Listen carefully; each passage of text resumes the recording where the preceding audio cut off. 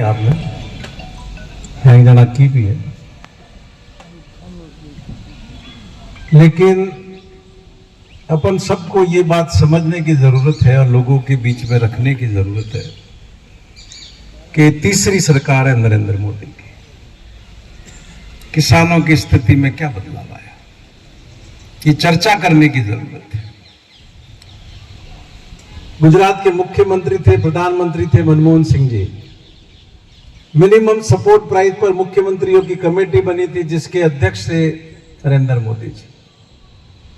और 2011-12 में खुद के दस्तखत से तत्कालीन प्रधानमंत्री को रिपोर्ट पेश की थी कि मिनिमम सपोर्ट प्राइस कानून बना करके किसानों को दी जाए और किस फॉर्मूले से दी जाए।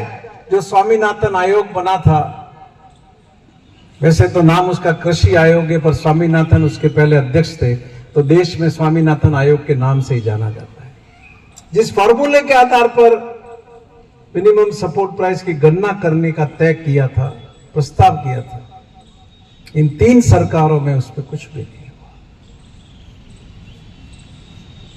2022 में तक किसानों की आमदनी दुगनी करने का वायदा किया था कि नहीं किया? हुई? नहीं हुई। आज ये सवाल हम लोगों के बीच में नहीं रखते, हमारी कमजोरी है। पड़ोस में भी किसान रहता है तो हम उससे भी चर्चा नहीं करते, तो फिर वो दूसरे मुद्दों में बह करके वोट डालता है।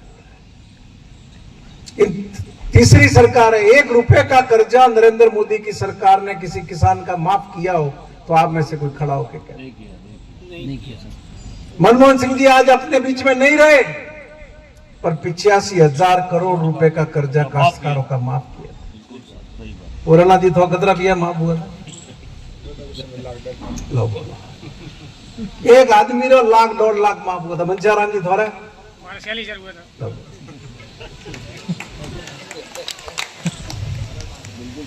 मैं 10 नाम लेकर के अभी कहलवा सकता हूं कि किसके कितने कर्जे माफ। और आप में से कोई भी मेरे फेसबुक पेज पर जाकर के, मेरे ट्विटर हैंडल पर जाकर के, मेरे इंस्टाग्राम अकाउंट पर जाकर के नरेंद्र मोदी का भाषण सुन सकते हो, जिसने इसने कहा था, किसान भाइयों तुम्हें चिंता करने की जरूरत नहीं है, ये जो तुम्हारा कर्जा है ये तुम्हारा नहीं रहेगा, नरेंद्र मोदी की सरकार आएगी, ये कर्जा नरेंद्र मोदी का होगा। आज कोई लोगों के बीच में खड़ा रहकर सवाल करता है नरेंद्र मोदी से? और आते ही काम क्या कर रहे थे वो देखो आप। ये तो धन्यवाद राहुल गांधी को जिसने इतना पुराने लैंड एक्विजिशन एक्ट को बदलवाया था और किसानों को ज्यादा पैसा देना तय कराया था। नरेंद्र मोदी क्या कर रहे थे? कितनी बार ऑर्डिनेंस लेकर के आए उस कानून को खत्म करने के लिए। ये कांग्रेस ही थी जो डटी हुई थी पार्लियामेंट के अंदर और वो कानून खत्म नहीं हुए। ऑर्डिनेंस पर ऑर्डिनेंस, और वो कानून नहीं बना सके, तो कायम रह गया कानून। आज किसान को वो पैसा मिलता है जो जमीन का वास्तविक मूल्य है, मुआवजे के रूप में मिलता है। और कैसे 3 काले कानून लाए थे? आप और हम सभी चुनाव लड़ते हैं, भीख मांगते हैं वोटों की जाकर के किसानों के घर पे। और जब किसान अपना हक मांगने आ रहे थे तब क्या किया था? क्या किया था?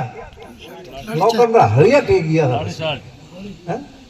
लाठीचार्ज, पानी। और आज भी वो एक किसान 45 दिन से वहां मौत के दरवाजे पर खड़े हुए हैं, मौत के दरवाजे। तो इनका किसानों से कोई लेना देना। अभी बिजली की बात कर रहे थे मेरे से पूर्व वक्त, ये इतनी बिजली भी इसलिए मिल रही है कि अशोक गहलोत ने दांतराई के अंदर 220 केवी का जीएसएस बनाया, जावाल के अंदर 132 का बनाया, और भी 132 के बनाए और 33 केवी के बनाए, इसलिए इतनी बिजली भी तुमको मिल रही। और अशोक गहलोत के काम की बदौलत ही आने वाले वक्त में 2025 में ही किसानों को पूरी बिजली दिन में मिलेगी, वो अशोक गहलोत के काम के कारण। तो ये सारी परिस्थिति आपने सामने, और अपन चाहे राज किसी का भी रहा हो, सिरोही जिले का, जालोर जिले का, बाड़मेर जिले का किसान सबसे बड़ा वंचित है। दर्जिंग जी पुरोहित को शायद ध्यान होगा, 1966 के अंदर गुजरात के सिंचाई मंत्री और राजस्थान के सिंचाई मंत्री तत्कालीन नाथूराम जी मिर्जा के साथ समझौता हुआ था पानी का, कि माही व्यास का पानी जब गुजरात के खेड़ा जिले में पहुंच जाएगा, बचा हुआ पानी नहीं, नर्मदा का पानी जब खेड़ा जिले में पहुंच जाएगा तो माही व्यास का बचा हुआ पानी जालोर, सिरोही और बाड़मेर को दिया जाएगा। लिखित समझौता है। आज 11 साल पहले नर्मदा का पानी खेड़ा जिले में पहुंच गया, वो बचा हुआ पानी कहां है? तो वही सुजलाम सुफलाम नहर बना करके गुजरात उपयोग कर रहा है और बाकी का पैसा, बाकी का पानी समुद्र में जा। एक गजेंद्र सिंह शेखावत आपके मंत्री थे जल संसाधन, मैं खुद जाकर के मिला उनको जयपुर की खासा कोठी। नंगा बिल्ला हमें कोई बोलना नहीं चाहता, कोई पानी उनसे मांगना नहीं। और अभी अमित शाह बोल के गए थे सब चुनाव की सभा में, इस जवाई नदी को पुनर्जीवित करें।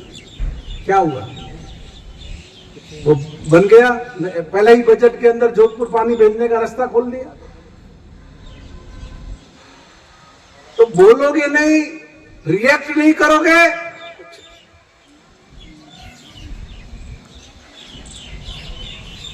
तो ज्यादा लंबी बात नहीं कहूंगा। मैं दोनों हमारे तीनों ही अतिथियों का धन्यवाद देता हूं कि वो किसानों को जगाने के लिए आए हैं, इतनी दूर से आए हैं। मैंने भी जरूरी समझा कि जब हजारों किलोमीटर दूर चल करके अपने कोई भाई आ रहे हैं तो उनके सानिध्य में भी उपस्थित रहूं,